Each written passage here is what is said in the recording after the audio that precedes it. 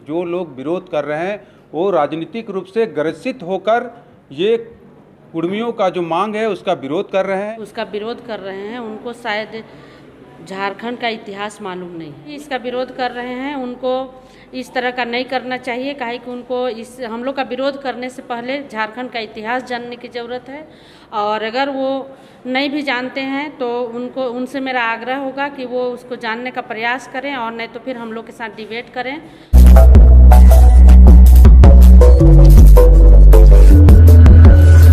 ये टोटमिक कुर्मी विकास मोर्चा केंद्रीय समिति का बैठक है। उसके जितने इकाई हैं, महिला मोर्चा हो, युवा मोर्चा हो, छात्र मोर्चा हो, सभी इकाइयों का केंद्रीय टीम का बैठक चल रही है। और जो परिस्थिति बना है, कुर्मी जनजाति को अनुसूचित जनजाति की सूची में सूचीबद्ध करने का जो मांग वर्षों से कुर्मी जनजाति कर रही थी, उसका जो विरोध हो रहा है उसको लेकर आज हम लोग रणनीति बना रहे हैं कि किस कारणों से लोग जो अभी जनजाति हैं वो किस कारण से विरोध कर रहे हैं, उनका जो विरोध है कितना उचित है, कितना अनुचित है। और हम लोग अभी तक जो निर्णय में आए हैं उसमें यह हुआ है कि जो लोग विरोध कर रहे हैं वो राजनीतिक रूप से ग्रसित होकर ये कुर्मियों का जो मांग है उसका विरोध कर रहे हैं। कुर्मी जाति आज अपना मांग को लेके जागरूक हुआ है। अब हम लोग शीतकालीन सत्र तक का इंतजार कर रहे हैं कि हमको एसटी का सूची में भारत सरकार लाने का बिल हाउस के अंदर लाए। और अगर ऐसा नहीं होता है तो पूरे झारखंड में व्यापक रूप से एक बड़ा आंदोलन होगा, और भारत सरकार को इसका जो भी आंदोलन होगा उसका जिम्मेवारी भारत सरकार होगी। और कुर्मी को किसी भी कीमत पर हम लोग अब एसटी का सूची में लाना होगा भारत सरकार को, इसका हम लोग प्रयास कर रहे हैं। विरोध करने वालों का कहना है कि जब आप लोग आदिवासी सूची में थे, एसटी सूची में थे, तो आप लोग के द्वारा ही ये बोला गया कि हम लोग को सूची से निकाल दो। इस तरह की बात है। देखिए, पहले जो लोग विरोध कर रहे हैं उनको तो ये जानकारी नहीं है कि 6 सितंबर 1950 से पहले एसटी जैसा शब्द था ही नहीं। 6 सितंबर 1950 को हमको जो एसटी का लिस्ट बना उसमें हमको नहीं रखा। उससे पहले एसटी का तो बात ही नहीं है। उससे पहले हम प्रिमिटिव ट्राइब्स थे, आदिम जनजाति के रूप में थे।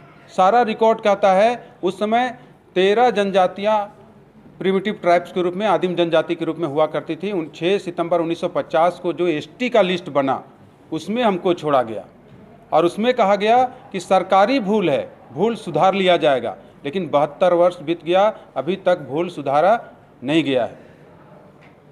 लेकिन एक आम सहमति क्यों नहीं बन पा रही है? क्या लोगों को लगता है, क्या दिक्कत है? अगर आप लोग आदिवासी सूची में शामिल हो जाएंगे तो ऐसा लग रहा है कि उनका जो हक है या जो रिजर्वेशन है उसको आप लोग प्रभावित कर सकते हैं।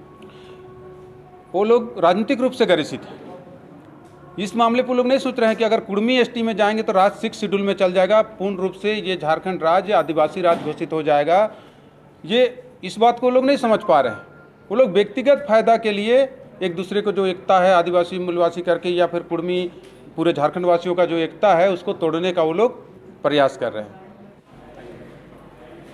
आपको कुर्मी जाति का जो आदिवासी में शामिल करने की आप लोग की मांग है, तो कई आदिवासी संगठनों के द्वारा लगातार उसका विरोध किया जा रहा है। ऐसा कहा जा रहा है कि आप लोग आदिवासी में शामिल नहीं करना चाहिए। आपका क्या कहना है इसमें? देखिए, जहाँ तक मेरा अपना राय है कि शायद जो भी हम लोगों का कुर्मी का जो अनुसूचित जनजाति में शामिल करने की मांग है सरकार से, उसका विरोध कर रहे हैं, उनको शायद झारखंड का इतिहास मालूम नहीं है मेरे ख्याल से। क्योंकि हम लोग पहले से यहाँ का मूलवासी हैं, और जैसा कि अभी बात भी हो चुका है, आप लोग को भी जानकारी है कि माने हम लोग 1950 से पहले माने ये जनजाति शब्द का या आदिवासी शब्द का कोई अर्थ नहीं था, या उस समय था ही नहीं। तो जब से ये आया यहाँ पर हम लोग का माने आदिवासी शब्द, उस समय माने पहले हम लोग यहाँ का मूलवासी थे, और हम लोगों को यहाँ पर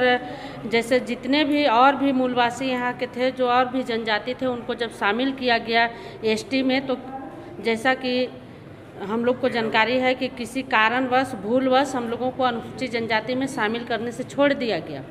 तो जब सभी को एक एक करके शामिल किया जा रहा है, तो हम लोग को भी जब झारखंड का इतिहास पढ़ते हैं तो पता चलता है कि हम लोग को भी माने अनुसूचित जनजाति में कुर्मी महतो को भी शामिल करना चाहिए। लेकिन जो भी इसका विरोध कर रहे हैं उनको इस तरह का नहीं करना चाहिए, काहे कि उनको इस हम लोग का विरोध करने से पहले झारखंड का इतिहास जानने की ज़रूरत है।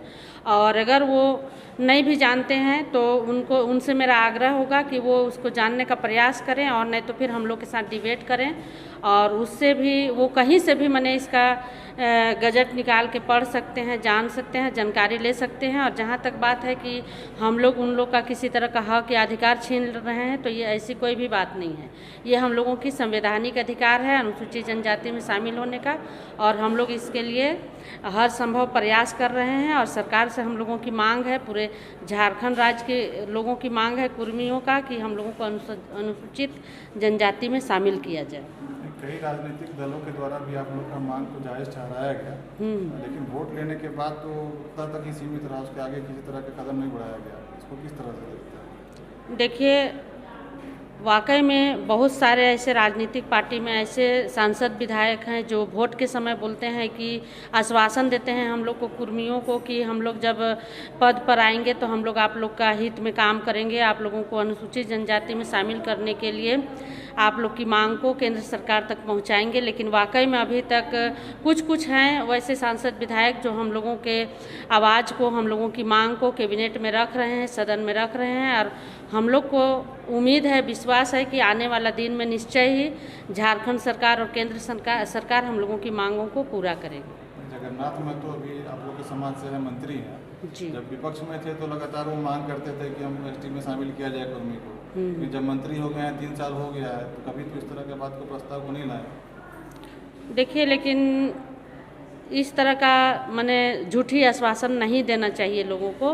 पद की गरिमा को समझते हुए और आने वाला भविष्य को, अपना भविष्य को भी सुरक्षित रखने के लिए ज़रूरी है कि उनको अपनी जो आश्वासन दिए थे उस पर खरा उतरना चाहिए। लेकिन ऐसा नहीं कर रहे हैं तो कहीं ना कहीं आने वाला दिन में उनको कुछ नुकसान ज़रूर हो सकता है, क्योंकि हम लोग सभी को जानते हैं कि यहाँ झारखंड राज्य में लगभग 24.5% कुर्मियों की जनसंख्या है, और वो इतनी बड़ी आबादी, लगभग झारखंड की 1/4 आबादी से वे झूठी आश्वासन देके वोट लेते हैं, हम लोगों को सिर्फ वोट बैंक बना के रखते हैं। तो इसका निश्चय ही कि आने वाला दिन में उनको नुकसान होगा।